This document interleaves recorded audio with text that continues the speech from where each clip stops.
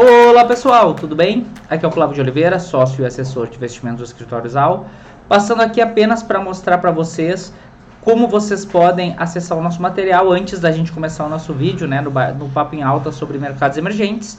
Vocês entram aqui em zal.com.br, clicam em relatórios grátis. Clicando aqui, vocês vão ser direcionados para essa página, onde vocês escolhem o tema de interesse de vocês. Clicando no tema, vocês vão ser direcionados novamente. Aqui vai aparecer um pop-upzinho, onde vocês podem colocar o nome, melhor e-mail e melhor telefone. E após vocês colocarem esses passos, vocês vão ser redirecionados para a nossa página com os relatórios que são atualizados periodicamente pela nossa equipe de marketing. Ok? Então, sem mais delongas, vamos ao vídeo. Olá pessoal, tudo bem? Bom, como nós já havíamos anunciado, hoje estamos aqui no Papo em Alta com o Rômulo, que é sócio e assessor da Zal Investimentos.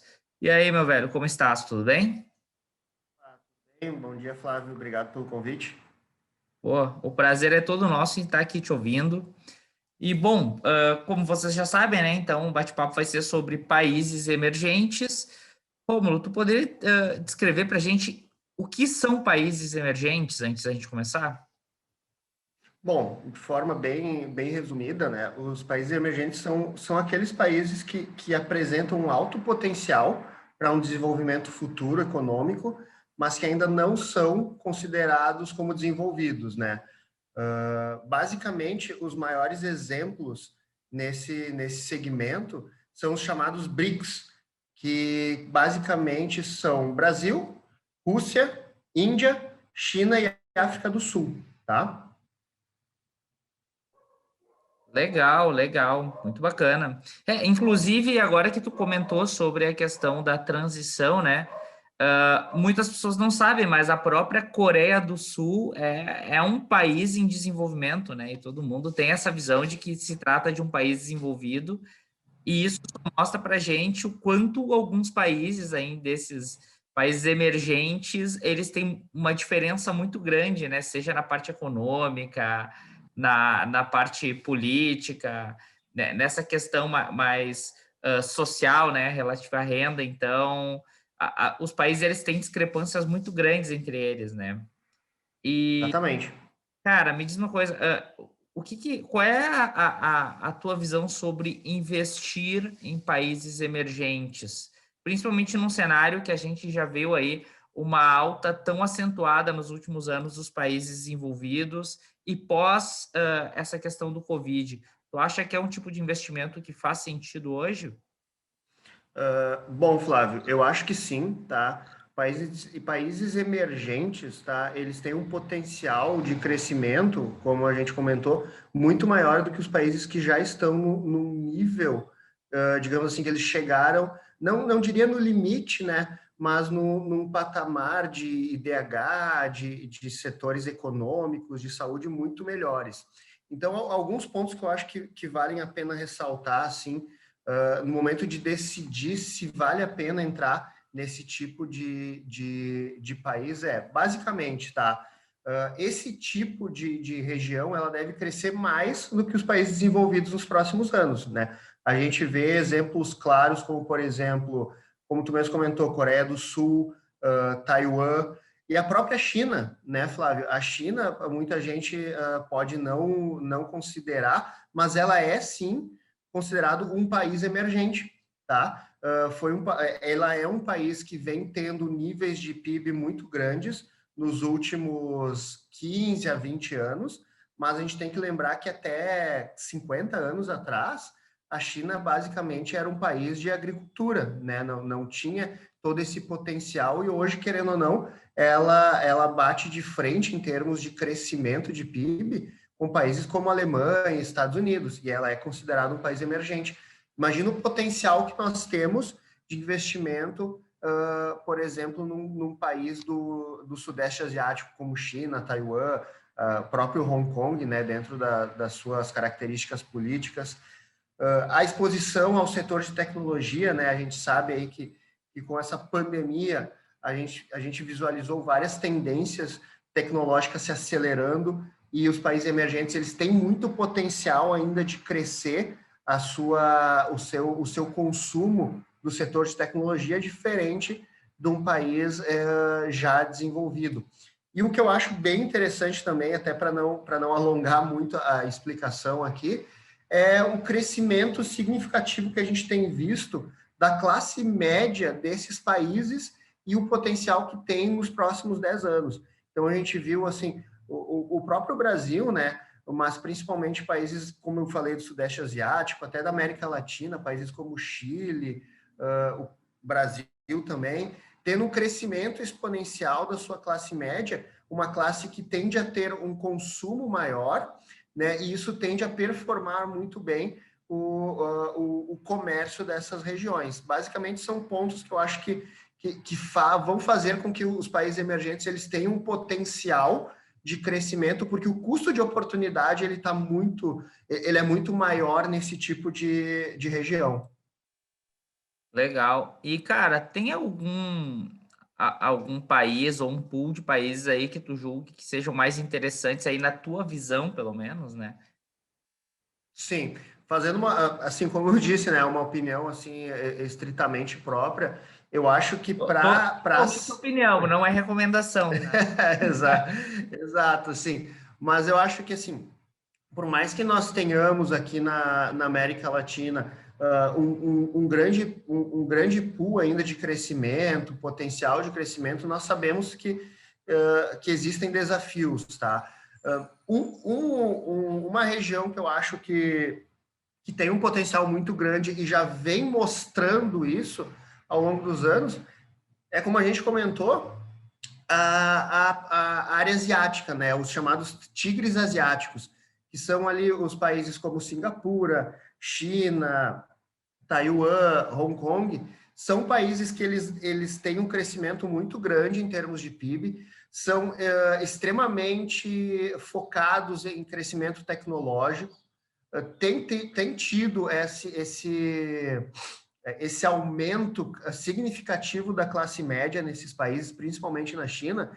Então, eu acho que o investidor que tem aquela ideia de começar a colocar um pé em mercados emergentes, eu acho que entrar nessa região primeiro faz mais sentido. E, obviamente, no Brasil, né, nós estamos falando aqui de investidores brasileiros, então, assim, tu tem que ter, obviamente, investimentos na tua moeda base. Então, eu diria que região asiática, né, Sudeste Asiático, ali os chamados tigres, e Brasil, tá? Eu não iria muito para a América Latina, não expandiria na nossa região aqui, mas aí por um critério mesmo de oportunidade, né? O nosso dinheiro ele é finito, eu escolheria por essas duas linhas. Vale ressaltar que o Brasil ficou bem atrasado com relação aí aos principais emergentes. A nossa moeda defasou bastante, defasou mais do que as moedas africanas aí no curto prazo. E que nem tu mesmo falou, Exatamente. os home buyers, né, os investidores tendem a manter mais dinheiro, né, no seu próprio país, na sua própria moeda. E se tu já está correndo risco de um emergente da América Latina, realmente, acho que faz mais sentido começar a ir pelo lado asiático. E me diz uma coisa, Romulo, para a gente terminar, quais são os principais veículos que tu julga apropriados, né, que tu gosta de usar para acessar esses mercados emergentes? Maravilha. Existem, na minha visão, três principais instrumentos que eu gosto bastante, tá? Para diferentes perfis, tá? Nós temos ali os fundos de investimento, que hoje aqui na plataforma da XP nós temos diversas oportunidades, houve um crescimento muito grande, tanto pela demanda quanto pela oferta desse tipo de produto. Então, nós conseguimos acessar fundos exclusivos de mercados emergentes, exclusivos que investem em determinada região, seja lá Sudeste Asiático, seja América Latina. Então, esse é um ponto interessante. Outro ponto são as próprias BDRs, né, que muita gente fala agora, que basicamente são recibos de ações negociadas lá fora, e nós temos a oportunidade de acessar BDRs de empresas de diversos países, inclusive de países emergentes. E uma outra oportunidade também que eu acho bem relevante são as estruturas, né? São os certificados estruturados, que são instrumentos que nós acessamos mercados lá fora, com algumas características interessantes, como, por exemplo, o fator de capital protegido, ou seja, a gente consegue investir num mercado, por exemplo, no mercado chinês, no mercado de América Latina, porém com 100% do nosso capital protegido. Nós sabemos que o risco nesse cenário de emergência ele é maior, então eu acho que faz sentido a gente ter uma proteção a mais, e nesse sentido, os chamados COIs, eles funcionam como uma oportunidade muito relevante de crescimento patrimonial, mas com uma proteção financeira que os outros investimentos eles não possuem, tá?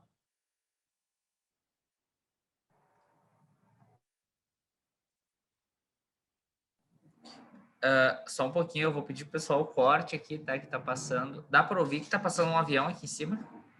Não. Aqui eu não ouvi então, nada. Pessoal, podem parar de cortar. Podem cortar mais ou menos por aqui que a gente vai encerrar, tá? Maravilha então, Rômulo. Bom, perfeito. Então, pessoal, esse foi...